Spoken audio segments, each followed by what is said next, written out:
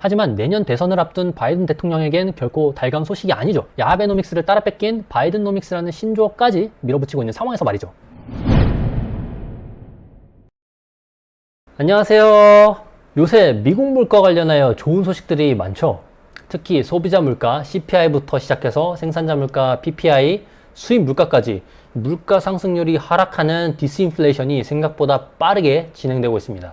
가시적인 물가 하락세로 인해 시장은 이번 7월에 금리를 25bp 마지막으로 올리고 난 이후 빠르면 올 12월부터 금리 인하를 시작해 내년 11월까지 금리를 3.8% 수준으로 인하할 거라 전망하고 있습니다. 물가가 잡혔으니 더 이상 걱정할 게 없는 현 시장은 good news is good, 좋은 뉴스가 좋은 뉴스고 bad news is good, 안 좋은 뉴스도 좋은 뉴스로 그냥 모든 좋은 소식, 안 좋은 소식을 다 좋게 받아들이고 있습니다. 예를 들어 물가 내려왔네 하면 야 물가가 잡혀서 좋네 가자를 외치기도 하고, 근데 요즘 중국이 좀 안 좋은데 괜찮을까? 하면 어차피 지금보다 안 좋을 수가 없어, 지금이 저점이고 이제 좋을 일밖에 없으니까 가자를 외치는 이런 상황입니다. 전 세계 증시는 이미 코로나 당시 무제한 돈풀기로 인해 상승한 전 고점을 향해 가파르게 치솟고 있으며 달러는 더 이상 강해질 수 없어 라며 달러가 상대적으로 약세가 돼 2주 전만 하더라도 1320원대를 찍었던 원달러 환율도 1267원대로 가파르게 하락했습니다. 하지만 미 연준 크리스토퍼 월러 이사는 CPI 발표 직후 물가가 하락한 소식에 대해 인플레이션이 우리의 목표를 향해 움직이도록 하기 위해 필요에 따라 올해 남은 4번의 회의에 걸쳐 25bp 금리 인상이 2번 더 있을 거라 본다 라며 기강을 잡으려는 듯한 발언을 했습니다. 세계 최대 헤지펀드인 브리지워터의 공동 최고 투자 책임자인 바프린스 또한 CPI 발표 이후 미 연준은 금리 인하를 안 할 것, 시장이 선반영한 금리 인하는 없을 것이라며 시장에 앞서간 금리 인하 기대 심리를 일축했습니다. 저도 비슷하게 시장이 기대하는 만큼의 금리 인하는 없을 것 같다는 생각을 하지만 방구석에서 경제지만 읽어대는 저와는 결이 다르신 이분들께선 어떤 근거로 이런 말씀을 하시는 걸까요? 이 두 분께선 공통적으로 주목하고 계시는 부분이 바로 매우 견고한 노동시장에 있습니다. 실업률은 3.6%로 더 이상 고용을 할래야 할 수 없는 역대급 완전 고용 상태입니다.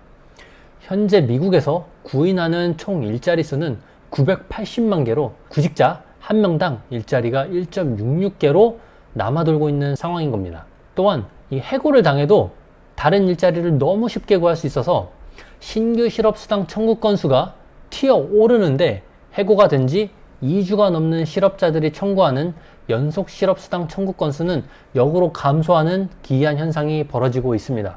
일자리 수와 일하려는 사람의 수요와 공급의 비율이 깨져버리니 당연히 근로자를 구하려면 더 높은 급여와 풀재택 근무 같은 이 복지 혜택들을 제공해야 하는 겁니다.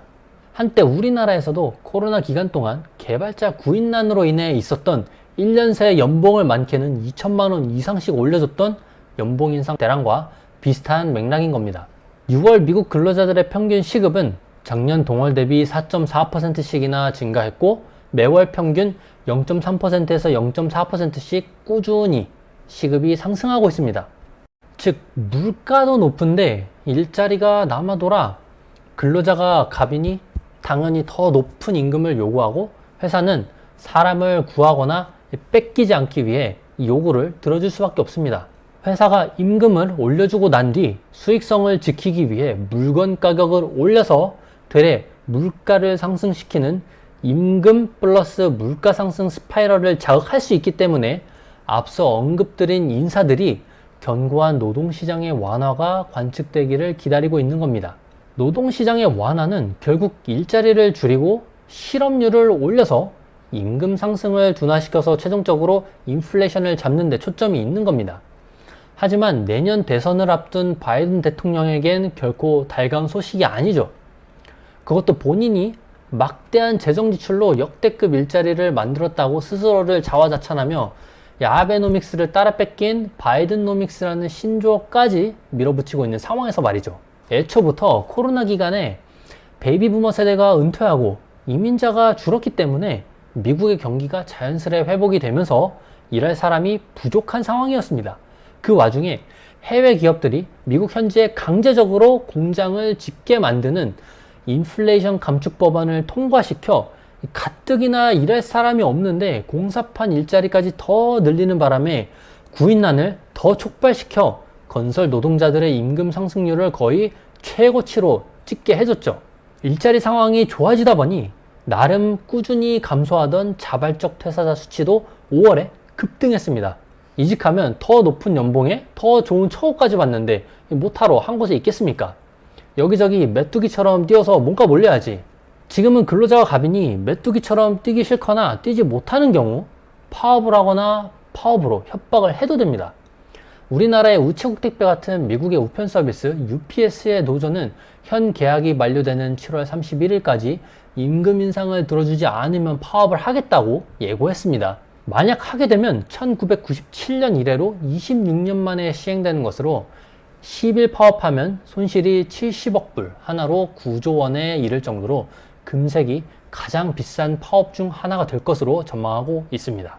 6월에 할리우드 작가 노조인 라이터스 길드에서 급여와 창작 활동에서의 AI 사용을 이유로 파업을 지금까지 이어오고 있습니다.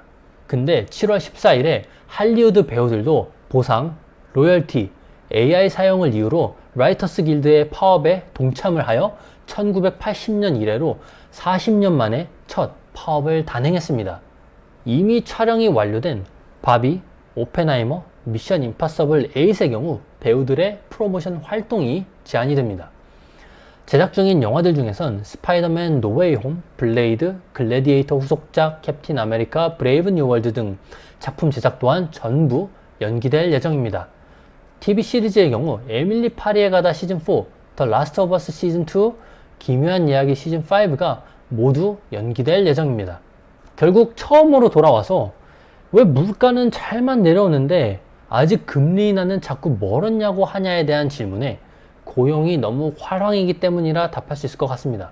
고용이 잘 되면 좋은 건 맞으나 사람을 구하지 못할 정도로 빡빡한 고용은 오히려 물가 상승을 더 자극할 수 있기 때문에 미 연준에서 일자리 수, 고용 수, 임금 상승률 등의 고용 지표에 더 많은 포커스를 맞추고 있는 것 같습니다. 오늘 영상은 여기에서 마치도록 하겠습니다. 제 영상이 도움이 되셨다면 구독과 좋아요, 알림 설정까지 눌러주시면 감사하겠습니다. 그럼 다음 영상에서 또 봐요. 안녕.